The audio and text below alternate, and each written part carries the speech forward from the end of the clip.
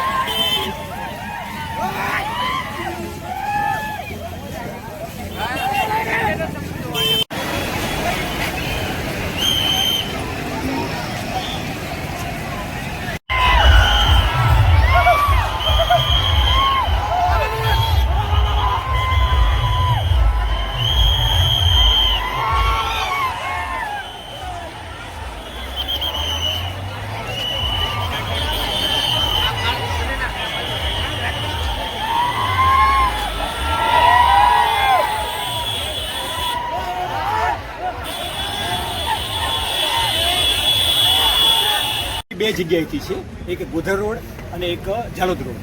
બંને રોડ ઉપરથી વિધિ કરી ધાર્મિક વિધિઓ તમામ પૂર્ણ કરી અને 12:30 આસપાસ બંને જગ્યાએ નીકળી ગઈ હતી।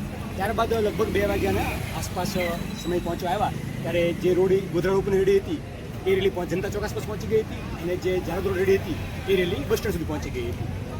ત્યારબાદ કોઈપણ પ્રકારની પૂર્વ જાણ કે પૂર્વ મંજૂરી કે જાણકારી સિવાય આમ આદમી પાર્ટીમાંથી અમુક લોકો અને એમના અમુક સમર્થકો આઈ સપોર્ટ ચૈત્ર વસાવાના બેનર સાથે અને અન્ય લોકો આવી અને જે મોવાલિયા ક્રોસિંગ વિસ્તાર છે ત્યાં આવીને રસ્તો જામ કર્યો હતો। આમાંથી એક વ્યક્તિ પોતાની ગાડી પણ રસ્તામાં આડી મૂકી હતી અને અન્ય વ્યક્તિઓએ પોતાના લોકો દ્વારા ડીજે વગેરે આડું મૂકી અને રસ્તો જામ કર્યો હતો, જેના થકી મોવાલિયા ક્રોસિંગ વિસ્તારની અંદર એક એમ્બ્યુલન્સ પણ ફસાણી હતી અને સરકારી અમુક બસો પણ ફસાણી હતી અને અમુક લોકો હતા એને સરકારી બસોના પેસેન્જર ડરાવવાનો પણ પ્રયત્ન કર્યો હતો। આ તમામ બાબત અમારા જે પીએસસી છે જગ્યા ઉપર આવી લોકોને સમજાવી અને તાત્કાલિક રસ્તો ખુલ્લો કરવા અને ત્યારબાદ અન્ય જે પ્રક્રિયા કરેલી છે આગળની એ શરૂ રાખવા માટે વિનંતીને સમજાવટ કરી હતી।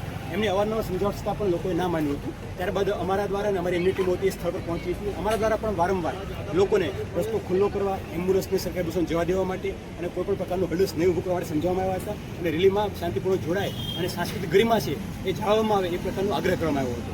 તેમ છતાં લોકોએ નહીં કરી અમુક એ પૈકીના આગેવાનો લોકોને ઉશ્કેર્યા હતા અને ઉશ્કેરાય અને રસ્તો બ્લોક કરવાનો પ્રયત્ન કરી અને માથાનો કરવાનો પ્રયત્ન કર્યો હતો। આ અન્વયે પોલીસ દ્વારા જરૂરી કાયદેસરની કાર્યવાહી કરી લોકોને હાલમાં વિખેર્યા છે અને આગળની પ્રક્રિયા હાલમાં ચાલુમાં છે। Thank you.